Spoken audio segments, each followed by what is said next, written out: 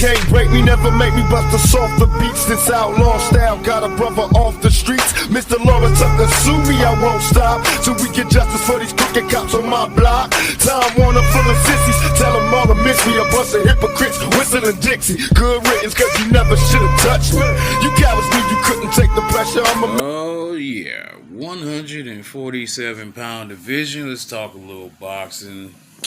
Man, I just want to have a quick boxing talk and discussion, man. It's really starting to get real old and tiring and lame dealing with this particular division and also throughout other divisions. But this particular division more so than any division right now in the sport of boxing. Everybody knows about the numbers that just came out with this for you pocket watchers. Errol Spence and Danny Garcia. People want to argue whether or not it was 300,000 buys or was it 250,000 buys for real, or was it more than that? And that wasn't the real numbers. Well, I suggest you get your fact checks up. Numbers were, I guess, decent for today's time is what people say.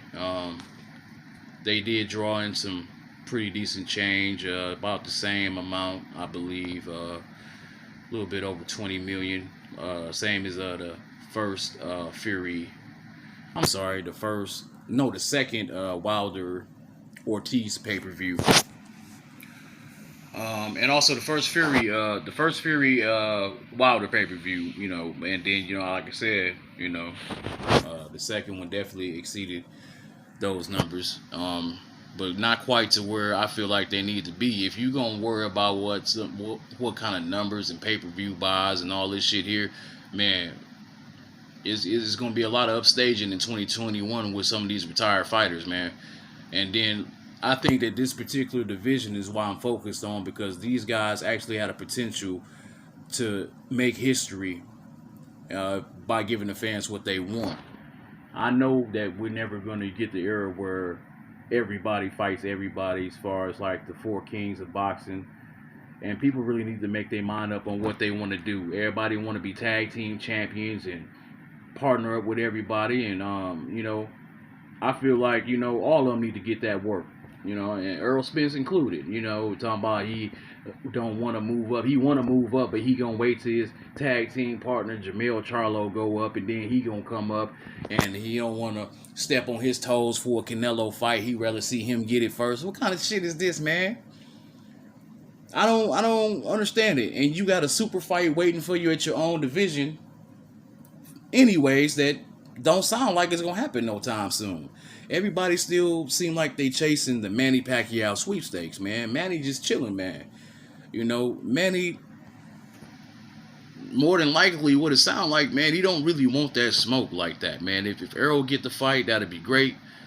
But at the end of the day, we know that, the way Manny see it, ain't none of them guys really commending that kind of bread to him either. Keith Thurman got the fight because, Keith Thurman was he had to give up the WBC at the time, but he was a holder of 2 titles. And he seemed like he was the welterweight king. So that was an attractive fight. AB also bring in a lot of pay-per-view attraction. So AB was a good choice for him. But, however, Sean Porter or Errol Spence and Terrence Crawford are dangerous fights, man. You think Manny want to get hurt at this old age? People are telling him right now behind the scenes, like, hey, them 2 guys, Errol and Terrence, those some, fights where you can get hurt. I mean, Keith Thurman was safe because Keith Thurman does not have that power and that pop in his hand like he used to. Let's keep it 100. Keith Thurman also had a car accident himself. This dude had surgeries on his elbow, surgeries on his hand. Obviously, that would have been the wiser pick for him. And that's why Keith Thurman won the Manny Pacquiao sweepstakes. This dude will never probably punch the same in his career, while though he do still pack a decent punch. But nobody kept that same energy, and nobody talks about Keith Thurman's fucking car accident, or whether he's the same fighter or not, or what he'll be the same.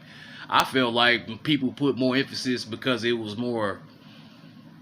caught on tape too, and it looked more graphic with Errol Spence. But Errol Spence, came out strong and tough, and look at what we saw against Danny Garcia. We saw a great display of boxing. I felt like he was that guy. You got Sean Porter switching up, saying he wants to go after Terrence Crawford. Now Terrence Crawford saying he want that smoke too. Like, go ahead and press the issue on that mandatory then, if you want that. And then you got Bob Arum running his goddamn mouth, spinning people again, acting like what he got a call and to say so for, and all this and that. Now Sean Porter switching his energy back over to Errol Spence. Oh, now he want the WBC. He gonna force the mandatory over there. Again, we'll see a rematch. I'm not against a rematch at all, but Errol Spence have beaten Sean Porter.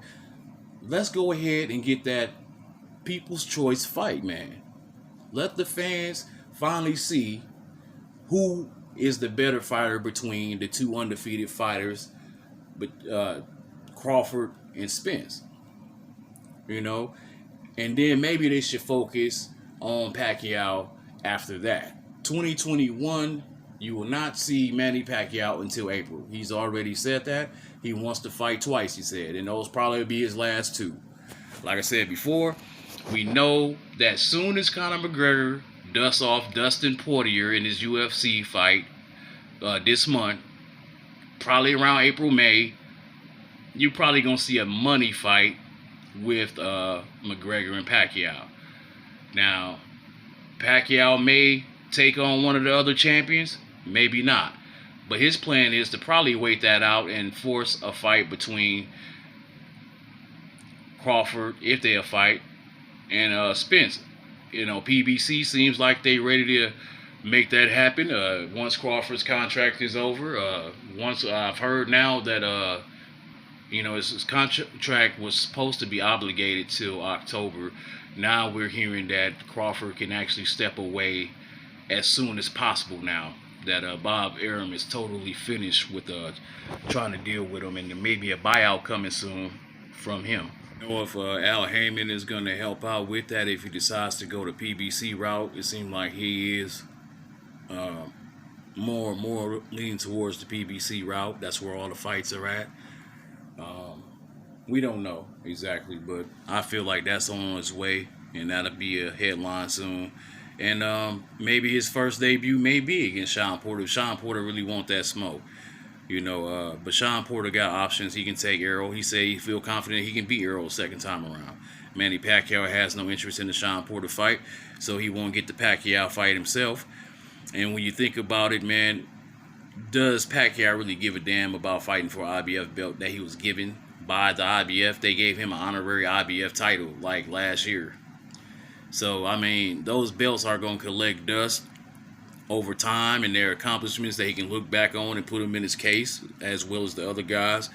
But at the end of the day, what are you going to chase after your legacy is already full? You think about it. Think about a man that's in his 40s. Of course, he's going to take a big, huge money fight before he retires. That's, you know, if you don't think that's not going to happen, you A1 sauce retarded. Because why would he turn down that kind of money to make easy work out of a UFC guy who think that he can get in the ring and fight one of the more talented fighters in the history of the welterweight division? You know, he ain't gonna get no Floyd Mayweather smoke. Floyd got another route he taking as far as the exhibition fights. I heard about that undercard too. I heard that was gonna be potentially be a pretty lit undercard. So what is a lucrative fight? You know, this is what everybody keep talking about. Well, Terrence don't pull in numbers, so it ain't going to be lucrative for Errol to fight him right now. Or, you know, once Terrence beat up this dude, it'll be more bigger. Or this, that, and the third. But, I mean, what kind of numbers do you expect these guys to get? They not pulling in nothing. You see what they getting paid right here, $1.2 million and $1.5 million. With after the back end money, then he got boosted up to $2 million. Now, what was that more smarter? Him taking the Crawford fight or Errol Spence? I thought he was going to get beat up in either one of them. So, this dude, the highest payday was about around that. Anyways, with PBC, Top Rank offered the dude $3 million. And y'all worrying about what the fuck Amir Khan was getting. A dude who get paid double that any fucking way in fights. That's just facts. And then this dude right here turning down $3 million and then probably getting back in concession money through MSG. You still get your ass beat, but you would have made more money fighting Terrence Crawford. How many pay-per-view buys they would have got? Who the fuck knows? And who the fuck cares? I mean, for real, like, if you're a real boxing fan, why the fuck do you care as long as you supporting and buying it? Because, I mean, it wasn't going to be no better than doing what he did with Errol any motherfucking way. I know that because, you know, Crawford has not yet had a over-the-top sale for a pay-per-view, and he ain't been in that many of them in the first goddamn place, so. I mean, when you talking about, in my opinion, if we gonna look at pay-per-view buys, and let's keep it 1,000. You know, you can say 300,000 or 400,000 is decent, but I would call anything between 5 to 800,000 pay-per-view buys decent. Anything under 500,000, man, is pretty crappy at the end of the day when you're talking about championship fights, or if you're dealing with a super fight. I mean, I'm not saying that Danny Garcia and Errol Spence was a super fight, but I'm pretty sure if you fight a super fight, you can produce anywhere from 5 to 800,000 buys at least. I mean, I don't know if nobody gonna pull in numbers like Manny. You know, his lowest shit is higher than theirs. His lowest pay-per-view is higher than all theirs. You know, guys, you know, making 4.3 million pay-per-view buys and 1.2 and 1.5 on a consistent basis. These guys are retired and gone, and these dudes up here bullshitting with they self and with the fans, acting like they want some smoke. The motherfuckers got partnerships and tag team partners in this shit, and all y'all doing is basically talking shit. This is the era of shit talking divas. Yeah, I said it. It's the era of shit talking divas. Crawford get on here, get on live talking shit and all this stuff, man. Ain't nobody never said your goofy ass ain't have a good ass resume. It's just that a lot of people say that you don't got a good resume at 147. So you say you want to take the Sean Porter fight because you know you're going to PBC. And you know that really your partner ain't going to smash the motherfucking Mando paperwork on you and go for that WBO title. I think he'd rather go out to the WBC because they love the WBC. And they want to get that, and then they get the IBF back. And if they feel they can win that, then maybe they'll come to you and fight you. But if Errol win and beat him, you know what I mean? Maybe Errol probably hopefully one day get that Pacquiao fight. And maybe he won't. And then you can make your decision from there to see what you're going to do with your career.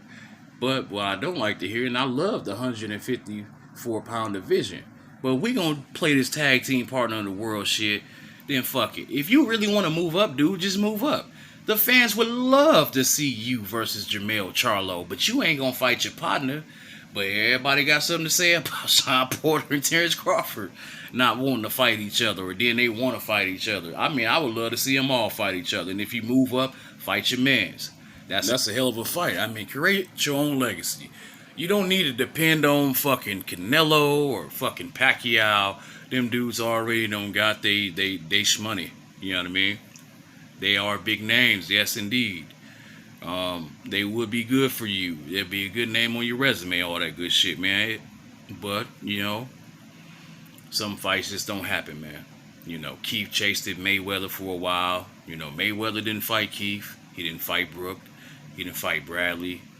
You know, a couple of guys he left lost in the sauce. But what he did was put together a good pay-per-view and fought Andre Berto, which is probably his weakest pay-per-view to date as far as buys, since everybody loved to talk about that. But he still fought Berto, and then he fought McGregor, and he still accomplished everything he wanted to accomplish as far as history-wise. And really, you can't really argue with it because Mayweather has some great fights, you know, in his career. And then he got Pacquiao out the way, you know, so everybody finally got that fight, but it was too late. And this is what I also fear, man. I mean, let's look at the reality of the fans. It's a lot of our faults why this shit happens, because we sit up here and encourage this bullshit behavior from these divas right now. I remember how many people anticipated seeing the Pacquiao Mayweather fight when it first was a possibility. I mean, we're talking about a 5-year talk. Waited 5 motherfucking years. I personally know 3 people that passed away that said they really, really wanted to see that fight. The thought of that nigga is fucking terrible. Motherfuckers may die before we see fucking Terrence Crawford fight Errol Spence. Think about that, man. You may not even see the motherfucker if it even happened. I tell people before, I say I don't even think that shit gonna fucking happen. Now Keith want to fight Errol. He tried to Mayweather Errol. You know, we know Mayweather damn sure wasn't gonna come out of retirement and fight Errol. Come on now. And now Keith, he had his ass, up there, and he tried to avoid the shit. Now Errol is in that position. What is Errol gonna do? We hearing talk about him fighting Ugas, and this came out of his mouth. He didn't say Terrence Crawford's name not once. And now I'm getting concerned.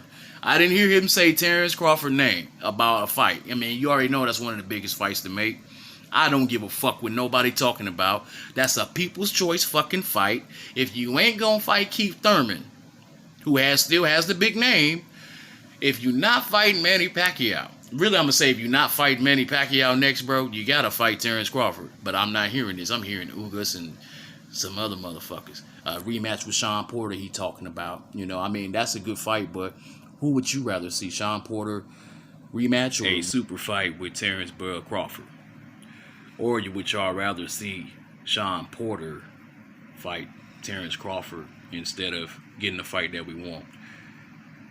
Or would you just rather just hope and wish and pray that Errol gets that Manny Pacquiao fight and unify another belt? It's no excuse season, fans. It's no excuse season. And this is why I say that us boxing fans are dumb. Because we feed into this bullshit. And we know that Terrence has had his fight. Errol's now had his comeback fight. And now they're both free to negotiate whether they wanted to make it a multimedia network or they just come on over to the one side of the street and duke it out. Both of them are very possible, sir and ma'am, fight fans. They are very doable. Will they do them? Don't sound like it to me. So we have to hold ourselves and these boxers accountable and don't worry about supporting the BS, Let's only support the real stuff, man. The fights, it's time now. All the bullshit is over. Everything's hit the ceiling. It's time to give the fans the fights that they want on a consistent basis. 2020 was supposed to be the year. Now they're saying 2021 is supposed to be the year. We'll see about that. But what would you like to see from this particular weight class and from boxing in the future? Peace.